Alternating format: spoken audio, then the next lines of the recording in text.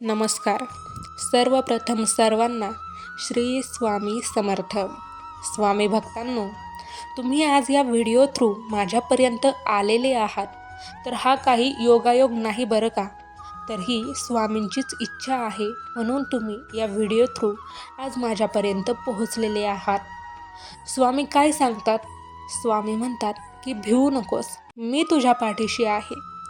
आणि जेव्हा या वाक्याची आपल्याला प्रचिती यायला लागते, तेव्हा आपल्याला समजतं की जे आपले प्रश्न आहेत ते मार्गी लागायला लागलेत. स्वामी नाही, पण स्वामींच्या रूपाने कोणीतरी येऊन आपली मदत करून जातोय. वेळ प्रसंगी आपल्या मदतीला धावून येतो. आपले सगळे प्रश्न मार्गी लागतायत, आपल्याला मार्ग मिळतायत, आपल्याला मार्ग भेटतायत. संकटातून, समस्यांमधून आपण बाहेर पडतोय, अडथळ्यांपासून आपण वाचतोय. तर हे सर्व कशामुळे घडतं माहिती आहे का? कुठेतरी गुरुकृपा, स्वामींची कृपा तुमच्यावरती व्हायला लागलेली आहे. हेच याचं उत्तर. स्वामी भक्तांनो, बऱ्याचदा आपल्या आयुष्यामध्ये खूप संकटे येतात, समस्या येतात. चहूबाजूंनी आपल्याला वेढलेलं असतं, संकटांनी, समस्यांनी, अडथळ्यांनी आणि अनेक प्रश्नांनी. काय करावं समजत नाही. काही वेळेस तर आपण परिस्थिती अशी बनत जाते की आपण पूर्णपणे तुटून जातो, आतून पूर्णपणे तुटून जातो आणि सर्व काही संपल्यात जमा होतं. आणि अगदी सांगायचं झालं तर सर्व काही संपलंय असं वाटायला लागतं. त्यावेळेस काहीच समजत नाही, काहीच उमेद राहत नाही. पण तुम्हाला माहिती आहे का, जर तुम्ही स्वामी सेवेत आहात आणि ही परिस्थिती तुमच्यावर ओढवली आहे, ही परिस्थिती तुमच्यावर आली आहे, तर जरा थांबा. पहा, जिथे विज्ञान संपतं तिथेच अध्यात्म सुरू होतं. सर्व काही संपलंय असं वाटायला लागतं आणि जेव्हा सर्व काही संपल्यातच जमा आहे, सगळं काही आता संपलं, आता काहीही उरलं नाही आहे, काहीही राहिलं नाही आहे, अशी परिस्थिती ज्यावेळेस असं काही वाटायला लागतं, त्यावेळेस एक गोष्ट लक्षात ठेवा. जेव्हा सर्व काही संपल्यासारखं वाटतं, सगळं काही हरल्यासारखं वाटतं, तिथूनच एक नवी सुरुवात होत असते. तिथे जुनं काहीतरी मागे पडतं आणि नवीन घडायला सुरुवात होते. त्यामुळे घाबरू नका. स्वामी कधीच काही संपवून देत नाही. आणि जर काही संपवलंच आणि तेही स्वामींनी, तर घाबरत आहे कशाला? घाबरू नका. ती एक सुरुवात आहे. स्वामींना काहीतरी आगळं वेगळं तुमच्या आयुष्यामध्ये आणायचं आहे, जे तुमच्या हिताचं असेल, जे तुमच्यासाठी शुभ असेल, जे तुमच्यासाठी खूप चांगलं असेल, तुमच्या भल्याचं असेल. त्यामुळे घाबरू नका.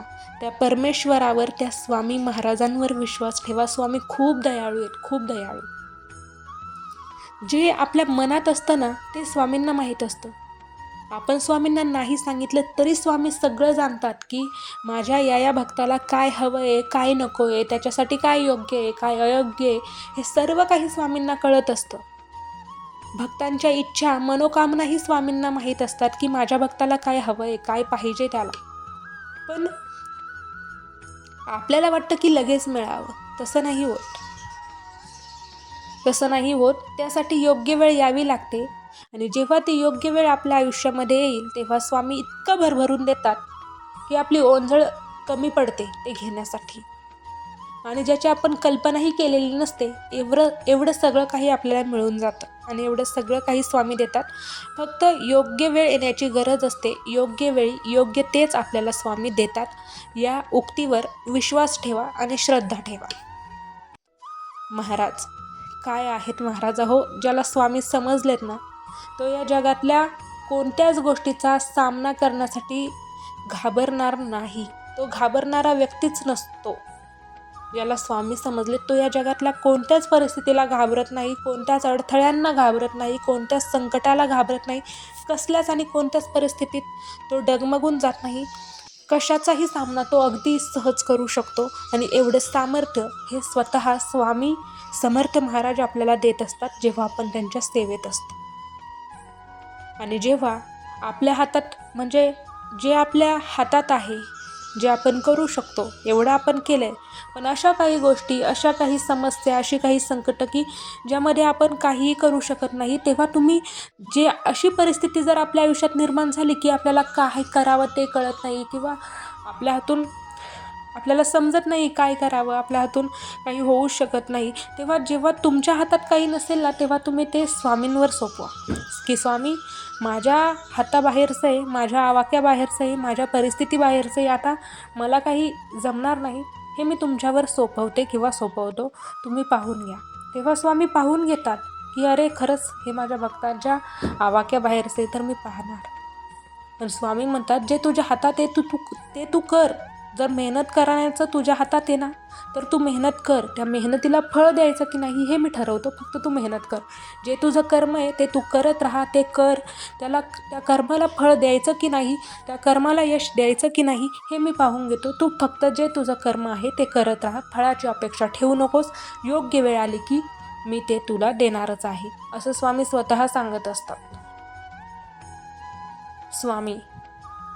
स्वामी ज्याला समजतात ना त्याला आयुष्य समजतं. ज्याला स्वामी समजले त्या व्यक्तीला अशक्य गोष्टी शक्य वाटायला लागतात. त्याच्यासाठी ही दुनिया, हे जग, हे विश्व सर्व काही बदलून जातं ज्याला स्वामी समजले. कारण ज्याला स्वामी समजले तो व्यक्ती कोणाकडूनही अपेक्षा ठेवत नाही. कोणी कितीही वाईट वागलं तरी डगमगून जात नाही. कितीही कठीण काळ त्याच्या आयुष्यात आला तरी त्याची स्वामींवरची निष्ठा अढळ राहते आणि त्यामुळे स्वामी त्याला कधीही कमकुवत बनवून देत नाही. ज्याच्या मुखात स्वामींचं नाव असतं त्याच्यासाठी कोणतीही गोष्ट अशक्य नाही आहे. सगळं काही शक्य होऊन जातं एका क्षणात. फक्त स्वामींचं नाव तुमच्या मुखात राहू द्या आणि स्वामींच्या सेवेत राहा. क्षणाक्षणाला अनुभूती देतात स्वामी. क्षणाक्षणाला चमत्कार घडवतात स्वामी. क्षणाक्षणाला प्रचिती समजते स्वामींची. असे हे आपले स्वामी महाराज आहेत. ज्याचं आयुष्य स्वामीमय झाले त्याला क्षणोक्षणी प्रचिती येते स्वामींची. कारण आहेतच तसे स्वामी, जे भक्तवत्सल, दीनदयाळ, कृपा सिंधू आहेत, जे अगदी आपल्या आजोबांसारखे आहेत, जे आपल्याकडून कळत नकळत झालेल्या चुका, म्हणजेच आपण मुद्दाम केलेल्या चुका, आपल्याकडून जाणून बुजून झालेल्या चुका, चुकून झालेल्या चुका, सर्व काही त्यांना माहीत असतात. तरीही महाराज जेव्हा आपण त्यांना शरण जातो, महाराज लगेच आपल्याला आपलंसं करून टाकतात. जेव्हा ढीगभर चुका करून आपण स्वामीचरणी जातो, स्वामींना शरण जातो, तेव्हा भक्ताने केलेल्या सर्व चुका, मग त्या मोठ्या असोत, छोट्या असोत, कळत झालेल्या असो किंवा नकळत झालेल्या असो, पण भक्त शरण आलाय तर महाराज लगेच त्याच्यावर कृपा टाकतात. महाराज लगेच त्याला क्षणभरात माफ करून टाकतात.